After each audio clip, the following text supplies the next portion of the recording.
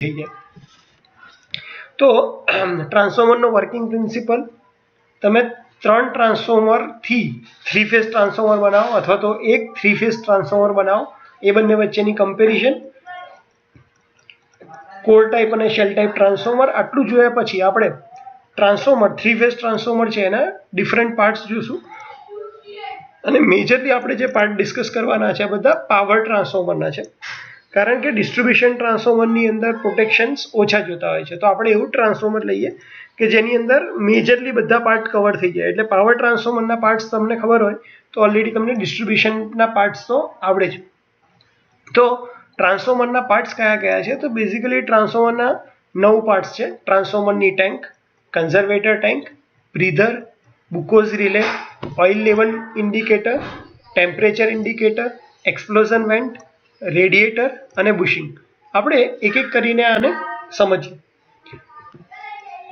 એ પહેલાં આપણે ટ્રાન્સફોર્મરની ફિગર જોઈએ. પાવર ટ્રાન્સફોર્મર જનરલી બધાએ સબસ્ટેશનમાં અથવા પોતાના સોસાયટીની બહાર ટ્રાન્સફોર્મર જોયું જશે. જનરલી સોસાયટીની બહાર જે ટ્રાન્સફોર્મર હોય છે એ ડિસ્ટ્રીબ્યુશન ટ્રાન્સફોર્મર હોય છે, પાવર ટ્રાન્સફોર્મર નથી હોતું. તો બની શકે કે આમાંથી અમુક પ્રોટેક્શન એની અંદર નહીં હોય. તો સૌથી પહેલાં વાત કરીએ આપણે ટ્રાન્સફોર્મરના મેઇન ટેન્કની. તો ટ્રાન્સફોર્મરની ટેન્કની જરૂર શું કામ પડે? તમારી કોર અને વાઇન્ડિંગ એને મૂકવા માટે. ઓલરેડી આ પાવર ટ્રાન્સફોર્મર છે જેની અંદર તમે હાઈ કરંટ અને હાઈ વોલ્ટેજ સાથે ડીલ કરવાના છો, તો તમારે એને ઓપનમાં નહીં રખાય. તમારે કોર અને વાઇન્ડિંગને મૂકવા માટે એક બોક્સની અરેન્જમેન્ટ કરવી પડશે. પ્લસ એમાં હીટિંગ વધારે થવાનું છે, તો તમારે એના માટે કુલિંગની વ્યવસ્થા કરવી પડશે. તો કોર અને વાઇન્ડિંગ બંનેને તમે જે ટેન્કમાં મૂકો છો એ છે તમારી ટ્રાન્સફોર્મર ટેન્ક. અહીંયા તમે આ ટેન્ક જોઈ શકો છો. આ ટેન્કની અંદર ટ્રાન્સફોર્મરનું કોર અને વાઇન્ડિંગ બંને છે અને એને ઓઇલથી ફિલ કરવામાં આવેલી છે. તો ટ્રાન્સફોર્મર ટેન્કનું મેઇન કામ હાઉસિંગ કરવાનું છે કોર અને વાઇન્ડિંગને, સાથે સાથે એની અંદર ઓઇલ જે ફિલ કરવાની છે અને એને એન્ક્લોઝ કરવાનું કામ કરે છે. ટ્રાન્સફોર્મર ટેન્ક પછી આપણે હવે જોઈએ કન્ઝર્વેટર. કન્ઝર્વેટરનો જો તમે મિનિંગ કાઢો તો એ એક ટાઈપની પ્રોટેક્શન અરેન્જમેન્ટ છે કે જે ઓઇલ ફ્લોને ઇઝીલી થવા દે છે. જ્યારે પણ કોઈ ઓઇલ ગરમ થાય ત્યારે લિક્વિડનો નેચર છે કે વસ્તુ ગરમ થાય ત્યારે ઉપરની સાઈડ આવે, ઠંડુ પડે ત્યારે નીચેની તરફ ફ્લો થતું હોય. તો ટ્રાન્સફોર્મરની અંદર લોડ વધારે હોવાને લીધે જ્યારે પણ કરંટ ફ્લો વધારે હશે, ટ્રાન્સફોર્મર ફૂલ લોડ ઉપર કામ કરતું હશે, ત્યારે હીટિંગને લીધે ટ્રાન્સફોર્મરનું ઓઇલ જે છે એ ગરમ થાય છે. એ ગરમ થયેલું ઓઇલ છે એને સર્ક્યુલેશન માટે કોઈક જગ્યા જોઈએ, અથવા તો એનું જે લેવલ છે એ હાઈ અથવા લો, એનું જે લેવલ છે એ ઊંચું જશે. અથવા કોઈ કન્ડિશનમાં જ્યારે ટ્રાન્સફોર્મર ઓઇલ લોડ ઉપર નથી અને ઠંડુ પડે છે ત્યારે ઓઇલનું લેવલ જે છે એ નીચું જશે. તો જો તમે આના માટે ઓઇલના સર્ક્યુલેશન માટે કોઈ જગ્યા નહીં રાખો તો બની શકે કે ટ્રાન્સફોર્મરની ટાંકી, જે ટ્રાન્સફોર્મર મેઇન ટેન્ક છે એ ફાટી અને ઓઇલ આજુબાજુ વિખેરાઈ જાય અને એનાથી અકસ્માત થવાના ચાન્સ રહે, એક્સિડન્ટ થવાના ચાન્સ રહે. એટલા માટે આપણે કન્ઝર્વેટર પ્રોવાઈડ કરીએ છીએ. તો કન્ઝર્વેટરની પોઝિશન ક્યાં હોય છે? તો ટ્રાન્સફોર્મર જે તમને દેખાય છે એના કરતાં ઉપર એક નાની બીજી ટેન્ક જેવું હોય છે, રાઉન્ડ ટેન્ક જેવું, જેની અંદર આપણે ઓઇલ અડધે સુધી ઓઇલ પૂરી રાખીએ છીએ. પ્લસ ટ્રાન્સફોર્મરની અંદર જો કોઈ બીજા ગેસ કે કંઈ ફોલ્ટ ને લીધે કોઈ ગેસ આવે તો એ પણ બધા કન્ઝર્વેટર ટેન્કની અંદર જમા થાય છે. તો મેઇન ફિગરની અંદર જો તમારે જોવું હોય કન્ઝર્વેટર ટેન્ક, તો તમને અહીંયા તમને કન્ઝર્વેટર ટેન્ક દેખાય છે, જે ઓઇલનું કનેક્શન મેઇન ટેન્ક સાથે કરે છે. જ્યારે પણ ઓઇલનું ટેમ્પરેચર વધે ત્યારે ઓઇલનું જે લેવલ છે એ વધઘટ કરવા માટે આપણે કન્ઝર્વેટર ટેન્કનો યુઝ કરીએ છીએ.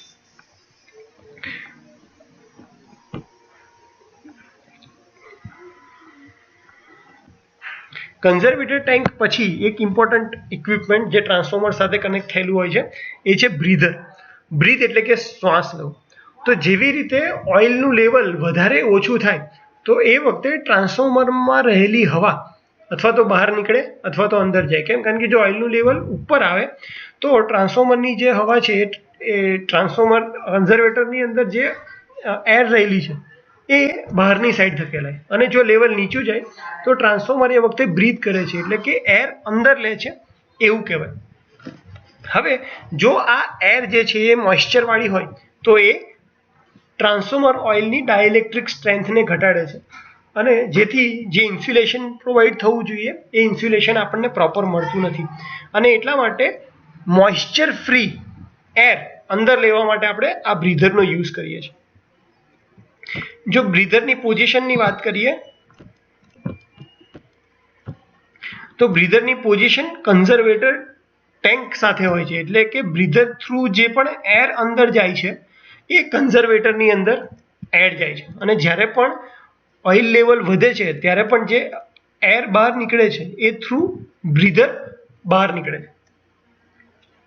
જનરલી બ્રીધરની પોઝિશન તમે એકચ્યુઅલમાં જોવા માંગો તો અહીંયા આ બ્રીધર છે,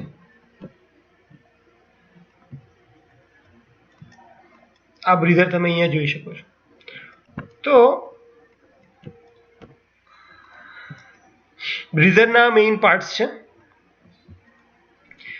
એર જે છે જનરલી તમે બહારથી જુઓ તો તમને બ્રીધરમાં ખ્યાલ નહીં આવે કે એને જે એરને અંદર જવાનું છે એ ઓઇલમાં થઈને પાસ થાય છે. કેમ? કારણ કે જ્યારે જે સિલિકા જેલ આપણે બ્રીધરની અંદર સિલિકા જેલ ભરીએ છીએ, એ સિલિકા જેલ છે એનું કામ મોઇશ્ચરને લેવાનું છે, પણ એની પહેલાં પણ પ્રિકોશન રૂપે આપણે શું કરીએ છીએ કે એને ઓઇલમાંથી, એટલે આ જે અહીંયા તમને ગેપ દેખાય છે ત્યાંથી એર છે એ અંદર જશે, અહીંયા ઓઇલમાંથી થઈ પાસ થઈ અને પછી એ સિલિકા જેલમાંથી પાસ થશે. આ સિલિકા જેલ એનું મોઇશ્ચર લઈ લેશે અને પછી એ ટ્રાન્સફોર્મરની અંદર એટલે કે કન્ઝર્વેટર ટેન્કમાં જઈ શકશે. તો આ જનરલી બુકની અંદર કે ક્યાંય વસ્તુ મેન્શન ઓછી કરેલી હોય છે કે ઓઇલ છે એની અંદરથી પહેલાં એર પાસ થાય છે, જેથી કરીને માટી નાની નાની ધૂળના રજકણો હોય એ ઓઇલની અંદર ત્યાં ડૂબી જાય અને પછી એર અંદર દાખલ થાય અને એમાંથી જે મોઇશ્ચર છે એ સિલિકા જેલ એબ્સોર્બ કરી લે. આ જે સિલિન્ડર છે એ ટ્રાન્સપરન્ટ હોય છે, જેથી આપણે જોઈ શકીએ કે સિલિકા જેલ છે એને 3 મહિને અથવા 6 મહિને જ્યારે પણ એનો કલર ચેન્જ થાય ત્યારે બદલવાની જરૂર પડે તો તમે એને બદલી શકો.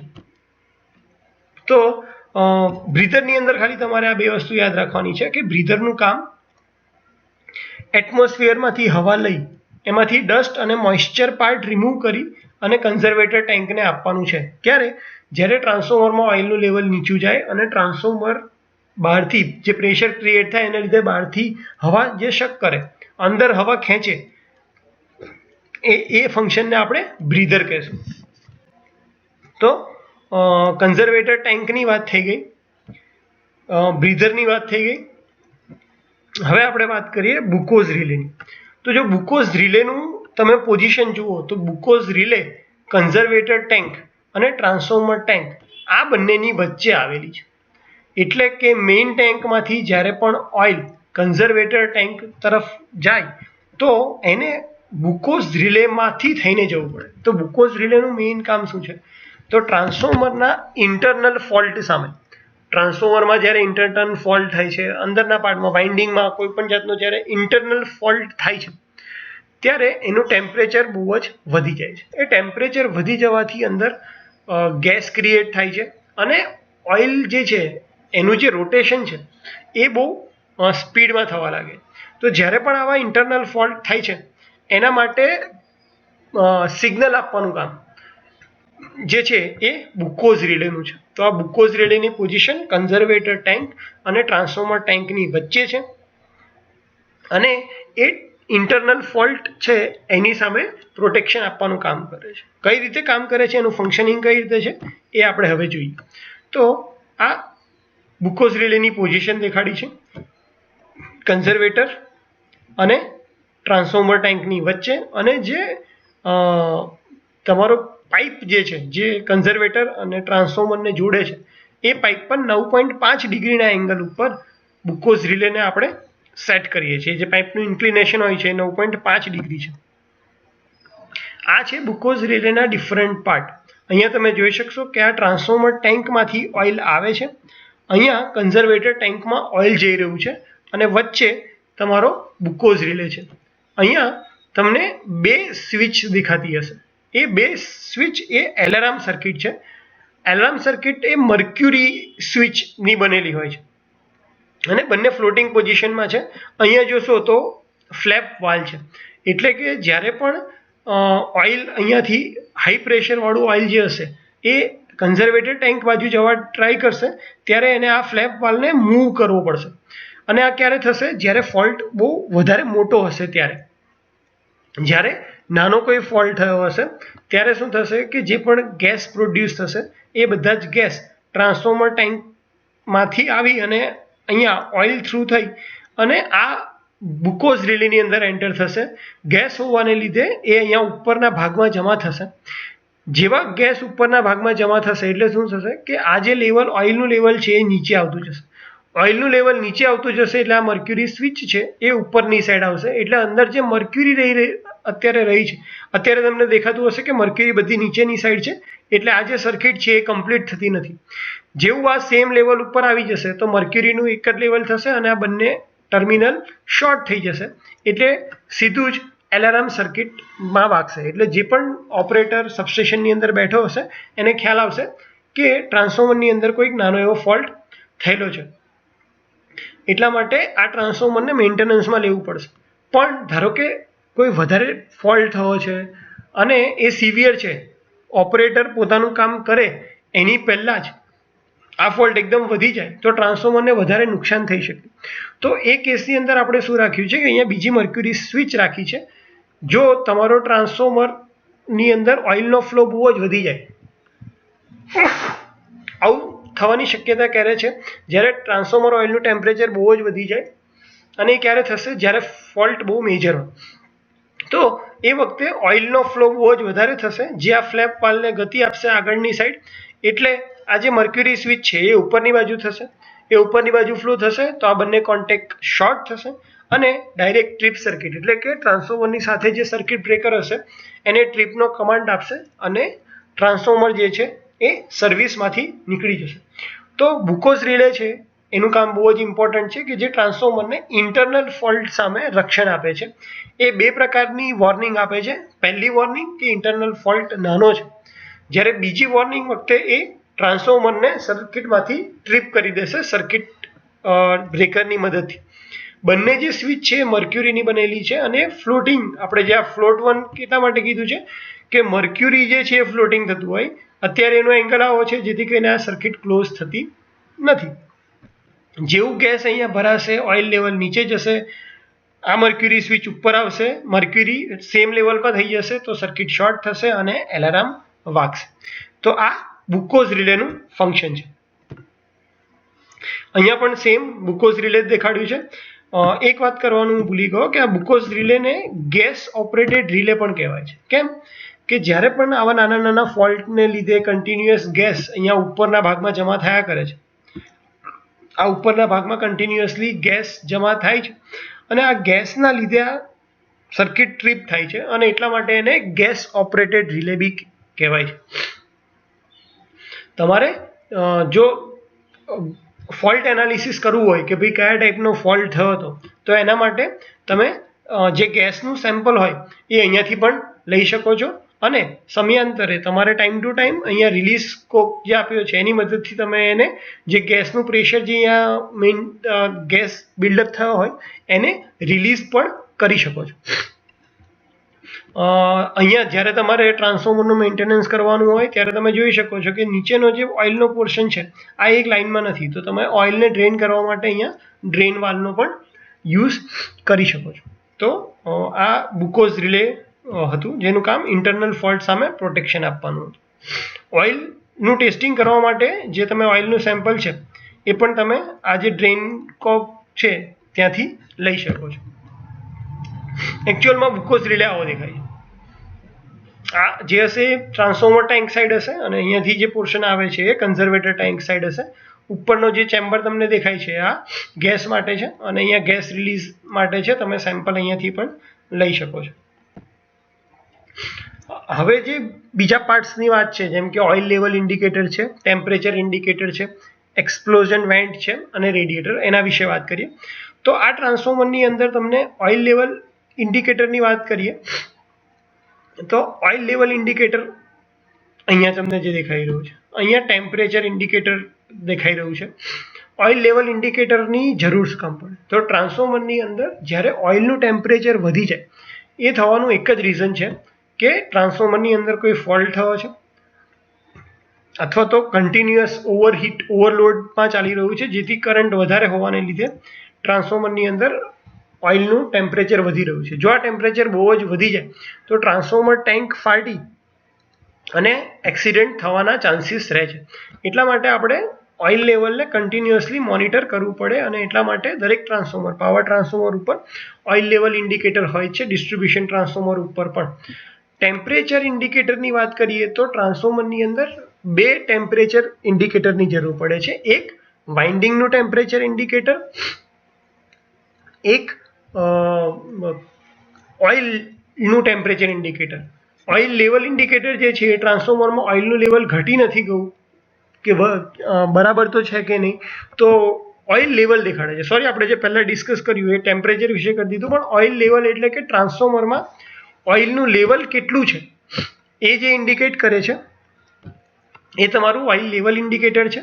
અને ટેમ્પરેચર ઇન્ડિકેટરમાં બે ઇન્ડિકેટર છે, એક ઓઇલ લેવલ ઓઇલનું ટેમ્પરેચર ઇન્ડિકેટર અને બીજું વાઇન્ડિંગનું ટેમ્પરેચર ઇન્ડિકેટર. કારણ કે વાઇન્ડિંગમાંથી જ વધારે કરંટ પાસ થવાનો છે, તો હીટ ત્યાં જ વધારે થવાની છે અને એટલા માટે આપણે વાઇન્ડિંગનું ટેમ્પરેચર અને ઓઇલનું ટેમ્પરેચર મોનિટર કરતા રહેવું પડે, જેથી કરીને આપણે અંદર જે સિચ્યુએશન છે ટ્રાન્સફોર્મર ટેન્કમાં એ તમને ખ્યાલ આવે. તો આ બંને ઇન્ડિકેટરનું કામ ટેમ્પરેચર ઇન્ડિકેટ કરવાનું છે, ઓઇલ લેવલનું કામ ટ્રાન્સફોર્મરની અંદર ઓઇલનું લેવલ કેટલું છે એ ઇન્ડિકેટ કરવાનું છે. એક્સપ્લોઝન વેન્ટ અહીંયા તમને જે દેખાય છે આ એક્સપ્લોઝન વેન્ટ છે. અહીંયા તમને જે દેખાય છે આ ફિગરમાં એ પણ એક્સપ્લોઝન વેન્ટ છે. એક્સપ્લોઝન વેન્ટનું કામ શું છે? જ્યારે પણ ટ્રાન્સફોર્મરમાં બહુ મેજર ફોલ્ટ થયો, અચાનક જ પ્રેશર વધી ગયું, તો ટ્રાન્સફોર્મર ટેન્ક ફાટવાની જગ્યાએ આ જે એક્સપ્લોઝન વેન્ટ છે એ ફાટે. એની અંદર ડાયાફ્રામ હોય છે, તો ડાયાફ્રામ ફાટી જાય અને જે ઓઇલની અંદર જે વધારે પ્રેશર ક્રિએટ થયું છે એ બધું અહીંયાથી નીકળી જાય અને ટ્રાન્સફોર્મર ટેન્કને જે ડેમેજ થવાનું હોય કે વાઇન્ડિંગને ડેમેજ થવાનું હોય એને પ્રિવેન્ટ કરવા માટે આપણે એક્સપ્લોઝન વેન્ટ રાખીએ છીએ. નેક્સ્ટ છે રેડિએટર. ટ્રાન્સફોર્મરને કન્ટિન્યુઅસ ઓઇલ જે છે એને તમારે ઠંડુ કરતું રહેવું પડે. ઠંડુ કરવા માટે એને કન્ટિન્યુઅસ સર્ક્યુલેશનમાં રાખવું પડે. તો સર્ક્યુલેશનનો એરિયા વધારવા માટે આપણે આ રેડિએટરનો યુઝ કરીએ છીએ. અહીંયા ટ્રાન્સફોર્મરમાં તમને જે દેખાય છે આ એના રેડિએટર્સ છે અને રેડિએટર્સનું કામ ટ્રાન્સફોર્મરને જે ઓઇલ છે એને સર્ક્યુલેશન આપવાનું છે, જેથી કરીને એ ટેમ્પરેચરને ઓઇલ જે ટેમ્પરેચર છે એને કૂલ કરી શકે. પ્લસ રેડિએટર્સ જેટલા પણ છે એ કન્ટિન્યુઅસલી એટમોસ્ફિયરના કોન્ટેક્ટમાં છે, તો ઓઇલ જે સર્ક્યુલેટ થાય છે એનું જે ટેમ્પરેચર છે એ રેડિએટર્સની ધાતુ પર આવશે અને ત્યાંથી બાય રેડિયેશન એટમોસ્ફિયરની અંદર જતું રહેશે. એવી રીતે ટેમ્પરેચર છે એ ડાઉન થશે. તો રેડિએટર્સનું કામ રેડિયેશન થ્રુ ઓઇલનું ટેમ્પરેચર છે એને ઓછું કરવાનું છે. હવે બુશિંગ. તો ટ્રાન્સફોર્મરની અંદર બુશિંગ બહુ ઇમ્પોર્ટન્ટ રોલ પ્લે કરે છે, કારણ કે આપણે જે પાવર ટ્રાન્સફોર્મર યુઝ કરીએ છીએ જનરલી 11 kV, 33 kV, 66 kV, તો આટલા વોલ્ટેજને બહાર લાવવા માટે અને એના લાઈવ પાર્ટ સાથે કોન્ટેક્ટ દૂર કરવા માટે આપણે બુશિંગ્સનો યુઝ કરીએ છીએ. જે પણ વાઇન્ડિંગમાંથી 6 ટર્મિનલ બહાર આવશે, કારણ કે 3 ફેઝ ટ્રાન્સફોર્મર છે. તમે અહીંયા ફિગરમાં જોતા હશો કે આ RYB ન્યુટ્રલ, અહીંયા RYB neutral. Generally distribution transformer હોય ત્યાં ન્યુટ્રલની જરૂર પડતી હોય છે, એટલા માટે તમને 4 દેખાય. તો જનરલી RYB અને RYB ન્યુટ્રલ આ બધા જ જે વોલ્ટેજ છે એના મેઇન બોડી ટ્રાન્સફોર્મરની ટેન્ક, કારણ કે ટ્રાન્સફોર્મરની ટેન્ક છે એ કન્ડક્ટિંગ મટીરિયલ છે, તો એને લાઈવ પાર્ટથી દૂર રાખવા માટે આપણે બુશિંગનો યુઝ કરીએ, જે પણ વોલ્ટેજ લેવલ આવે છે એના માટે. તો બુશિંગનો યુઝ લાઈવ પાર્ટને સેફ ઇન્સ્યુલેશન પ્રોવાઈડ કરવા માટે થાય છે અને ઇન્સ્યુલેશન ડિસ્ક પ્રમાણે એનું વોલ્ટેજ લેવલ અલગ અલગ હોય છે. જનરલી તમને બુશિંગની સાઇઝ જોઈને ખ્યાલ આવી જાય કે હાઈ વોલ્ટેજ સાઇડ કઈ છે અને લો વોલ્ટેજ સાઇડ કઈ છે. જ્યાં બુશિંગની સાઇઝ મોટી છે, જેમ કે આ બુશિંગની સાઇઝ હોય તો હું કહી શકું કે આ HV સાઇડ હશે અને નાની છે તો એ એલવી સાઇડનું બુશિંગ હશે. અહીંયા તમને ડિફરન્ટ ટાઈપના બુશિંગ જે ટ્રાન્સફોર્મર માટે યુઝ થાય છે એ બુશિંગના ટાઈપ છે, જેમ કે ઇપોક્સી એક મટીરિયલ આવે છે જેનું પણ બુશિંગ બને છે. પોર્સેલિન મટીરિયલ તો બધાએ જોયું જ હશે. લો વોલ્ટેજનું બુશિંગ કેવું દેખાય છે, હાઈ વોલ્ટેજ માટેના બુશિંગ છે એની અંદર નંબર ઓફ ડિસ્ક વધારે હોય છે. તો બુશિંગ જનરલી લાઈવ પાર્ટથી હાઈ વોલ્ટેજને ઇન્સ્યુલેશન પ્રોવાઈડ કરવા માટે યુઝ થતા હોય છે. અહીંયા એક ઓઇલ લેવલ ઇન્ડિકેટર આપ્યું છે. જનરલી ઓઇલ લેવલ ઇન્ડિકેટર અને ટેમ્પરેચર ઇન્ડિકેટર તમે જોશો તેની અંદર બે કલર આપ્યા હોય છે, એક રેડ અને બ્લેક. તો જે રેડ કલર છે એ એની અત્યાર સુધી જ્યારથી ટ્રાન્સફોર્મરની અંદર તમે આ ઇન્ડિકેટર માઉન્ટ કર્યું છે, ટ્રાન્સફોર્મર માઉન્ટ કર્યું છે ત્યારથી લઈને અત્યાર સુધી કેટલું મેક્સિમમ ટેમ્પરેચર ગયું છે એની વેલ્યુ દેખાડે છે. જ્યારે બ્લેક કલરનું છે એ ઇન્સ્ટન્ટેનિયસ વેલ્યુ એટલે અત્યારે હાલની ઓઇલનું લેવલ કેટલું છે એ દેખાડે છે. તો જનરલી જ્યારે પણ તમે ઇન્ડિકેટર જોશો ત્યારે તમને આ બે પ્રકારના ઇન્ડિકેશન દેખાડશે, રેડ અને બ્લેક. તો રેડ એ અત્યાર સુધીનું મેક્સિમમ છે અને જે બ્લેક છે એ કરંટ વેલ્યુ છે. હવે આપણે વાત કરીએ ટ્રાન્સફોર્મર કોરની. તો અહીંયા તમને જે દેખાય છે આ કોર ટાઈપનું 3 ફેઝ ટ્રાન્સફોર્મર છે અને એની અંદર લેમિનેશન પ્રોવાઈડ કરવામાં આવ્યા છે. ઓલરેડી લેમિનેશન આપણે હિસ્ટેરિસિસ અને એડી કરંટ લોસ વખતે ડિસ્કસ કરી ગયા હતા કે ટ્રાન્સફોર્મરની અંદર જે કોન્સ્ટન્ટ લોસીસ છે જેને કોર લોસીસ કહેવાય, તો એ દૂર કરવા માટે તમારે સ્ટેમ્પિંગ કરવા પડે અને લેમિનેટ કરવા પડે. તો ટ્રાન્સફોર્મર કોર લેમિનેટેડ થઈને બનેલો હોય છે આવી રીતે. આ એક બીજો એક પિક્ચર છે જે તમને ક્લિયર કટ આઈડિયા આપે કે ભાઈ લેમિનેશન્સ થઈ અને છેલ્લે એને આ રીતે બાઉન્ડ કરીને રાખ્યા છે. અને અહીંયા જે વચ્ચે ખાલી ભાગ તમને દેખાય છે અહીંયા 3 ફેઝની એક વાઇન્ડિંગ્સ આવશે. આ ટ્રાન્સફોર્મર બની ગયા પછીનું પિક્ચર છે કે વાઇન્ડિંગ જ્યારે તમે ટ્રાન્સફોર્મર ઉપર લગાવી દો છો, જે તમે કોર અત્યારે જોયો તો એની ઉપર હવે એલવી વાઇન્ડિંગ અને બહારની સાઈડ એચવી વાઇન્ડિંગ લાગી ગઈ છે. એટલે તમારું ટ્રાન્સફોર્મરની કોર અને વાઇન્ડિંગ રેડી છે અને આ આખા પોર્શનને હવે આપણે ટેન્કમાં મૂકી અને ઓઇલની અંદર ફિલ કરશું. તો અત્યારે હવે આપણે હમણાં જે ડિસ્કસ કર્યું એ હતા ટ્રાન્સફોર્મરના ડિફરન્ટ પાર્ટ અને એનું ફંક્શન. આ પણ એક ટ્રાન્સફોર્મર કોર અને વાઇન્ડિંગ સાથે જે બનેલું છે એનો ફોટોગ્રાફ છે.